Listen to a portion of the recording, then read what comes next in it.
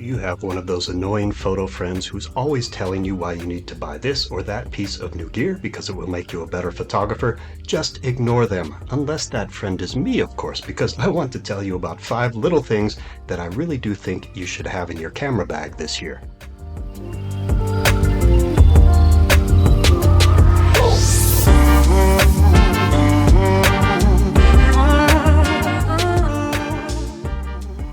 Hola amigos, I'm Greg Basco, a professional nature photographer and workshop leader based in Latin America. As photographers, we love new gear, but we usually don't really need it. Yet over and over again, I see 5 small and inexpensive photo accessories that my workshop clients tend to be missing. People who concentrate on long lens photography, I'm looking at you, bird and wildlife photographers, are especially prone to these missing gear pecadillos, or pecadillos, that's actually a Spanish word meaning little sins, and I hope to purge them and you of these sins of gear omission and put you all on the righteous path of having what you need at all times for great photos. These 5 little things right here can help you protect your gear, keep it charged, and allow you to get the photos you want, even if they're outside of your usual photo genre. So if you want to treat your photography self just a bit in the new year, let's take a look at my favorite photo accessories that will fit your budget and your backpack.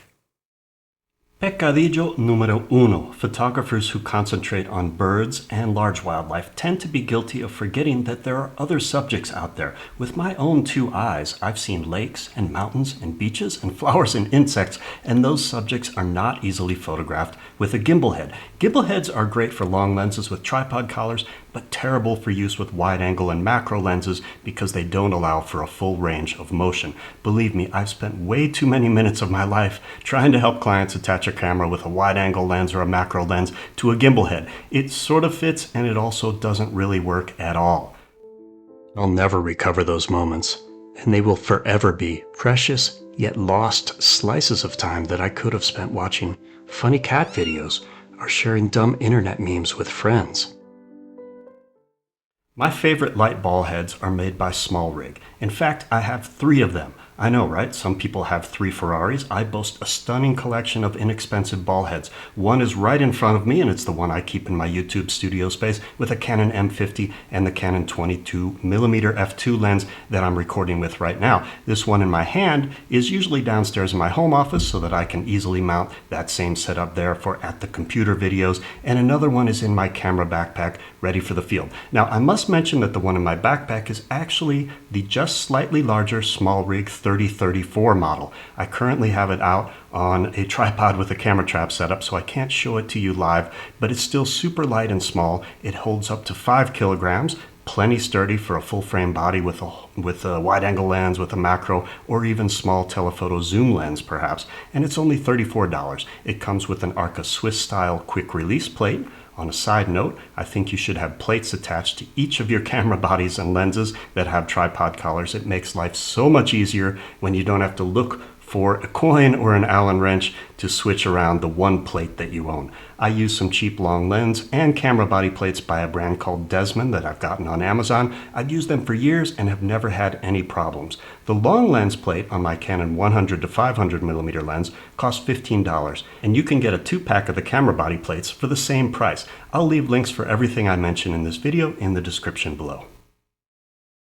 Okay, pecadillo número 2 is a common problem that I see, and it's way overthinking what you need in a cable release. The main purpose of these little gadgets right here is to allow you to take a picture without introducing shake when photographing from a tripod. Many cable releases out there are over-engineered and come with timer interfaces, Bluetooth capabilities, and all sorts of crazy bells and whistles. It seems like every day there's a Kickstarter campaign for a new cable release that will do things you never even thought they could do. If you need all or even some of these capabilities, by all means go for it and buy the do-it-all cable release of your dreams. And if you lie awake dreaming about cable releases at night, I'm sorry for your life. But seriously, though some of the functions in these do-it-all cable releases could potentially be cool, wireless cable releases bring all sorts of problems for those times when you just need to shoot a stable photo exactly at the moment you want. What are those problems? the need to have charged batteries to operate them, difficulty in pairing the transmitter and receiver,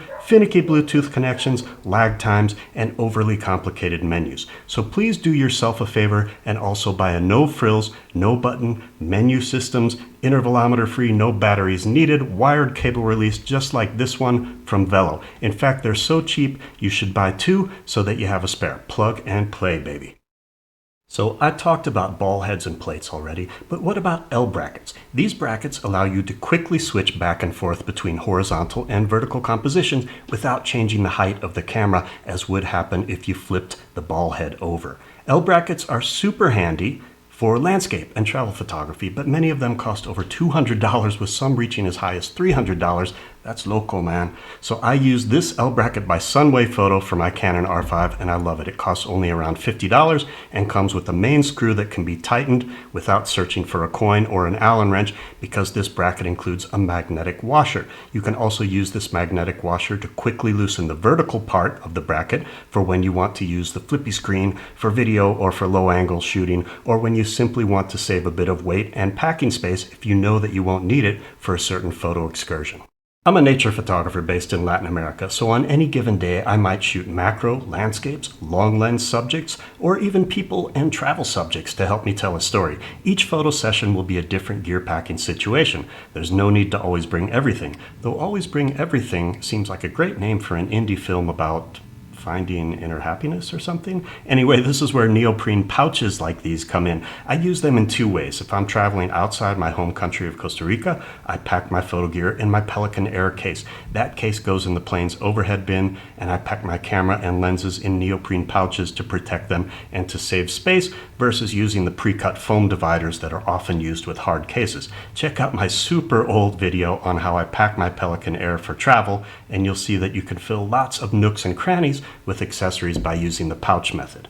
Once on site, I use these same pouches to pack my gear for each photo session, whether I'm using a think tank shapeshifter backpack, a dry bag like this one from Gecko Gear, or even a cheap packable backpack like this one from Eddie Bauer. In any case, my beloved cameras and lenses are protected from bumps and bruises as long as I'm a bit careful. See the links below for a lens pouch set that fits up to a Canon 100 to 500 millimeter zoom lens, and another pouch for both gripped and non-gripped camera bodies. If you're extra paranoid, which is not necessarily a bad thing, you could use these pouches to further protect your gear, even inside your main well-padded camera bag. Okay, this last accessory is very cool, a battery that you can charge directly via USB-C. With this SmallRig battery, I could travel without a Canon battery charger and rely solely on a USB-C cable to keep things charged up. When traveling, or even when out in the field, saving space and weight can be important. And I can charge this SmallRig battery in my car charger while I'm driving, or with a power bank while I'm traveling on a plane or a bus or a boat.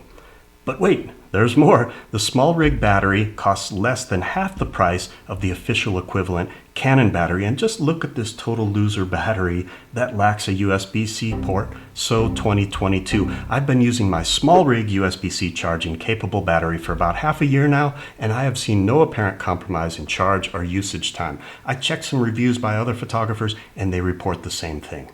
I'll be buying another one of these soon. SmallRig makes USB-C chargeable batteries at a similar price point for Nikon, Sony, and Fuji cameras as well. Thanks very much for taking a few minutes out of your day to join me. As always, I enjoy making these videos, and I hope that some of these photo accessory suggestions will be helpful to you in 2024. If you'd like to join me out in the field in Latin America, make sure to check out what I have on tap for my photo tours. I'll leave a link below.